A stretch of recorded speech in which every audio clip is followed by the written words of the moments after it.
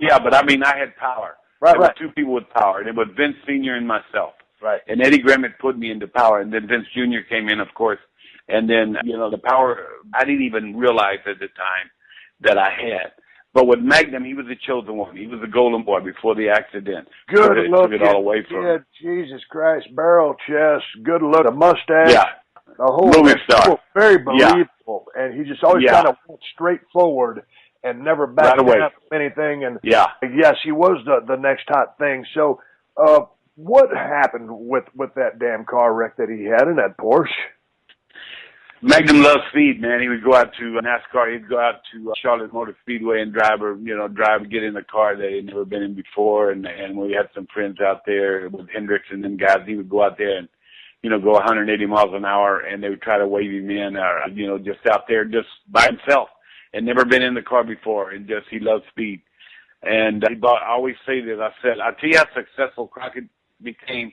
When I drove up to the office the first time, there were some old cars and some old ragged old Buicks, and nothing was wrong with Buicks and stuff, but all these old things around there. And I said after about a year, I drove up that same parking lot. There was white Harleys, there was Mercedes, there was brand new trucks with chrome wheels. And I said, this is success. It became successful. We were rock stars back then. We traveled in jets before it was fashionable, and we had no fear of Gotham. And he had no fear of us. And I think that's when, even as the times changed with TBS, when you became the Hollywood blonde. I mean, there was so much young talent that finally, when they got their shit together, as you did, you went out and became this unbelievable person. So back then, man, it was blood and guts. And the song tells it all. It was rock and roll. You're listening to another classic episode of The Steve Austin Show, only on...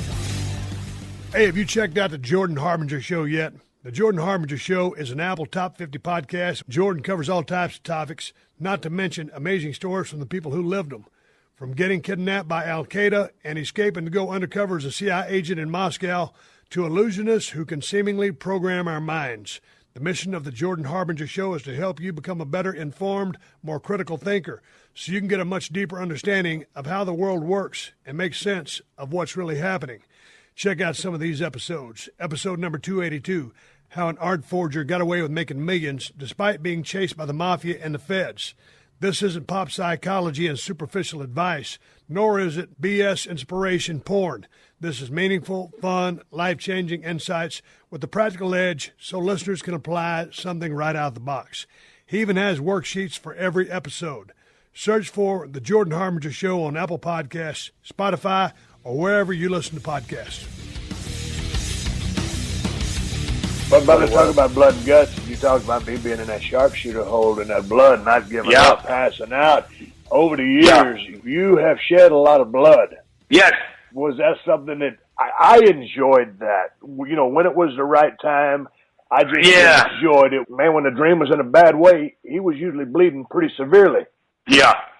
I thought about that a lot when I sit in some of these hunting blinds and just have my gun down and don't care about what's walking and whatever. It'd have to come and stand underneath my blind for me to do anything with it because I'm not there for that purpose. And I thought about that.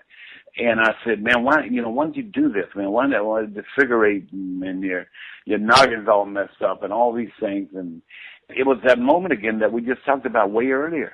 The thrill of that moment, the rush that you got, the addiction to this business, to make it real. You wanted them to believe it was real, and it was real for that moment. Yeah. And you wanted that to happen, and it was just, I mean, my God, when you just stood there and you came up and it was all over your face and you started that slow comeback and it was just like bam, elbow with it would sound, instead of just a bam, it would sound like a bomb going off, like boom, boom, boom. And just about the time to where you had it right at its high point, then one of the old Hartsmen or whoever would roll in and cut your legs off from under you and you'd start all over again. Nothing more beautiful than that, buddy.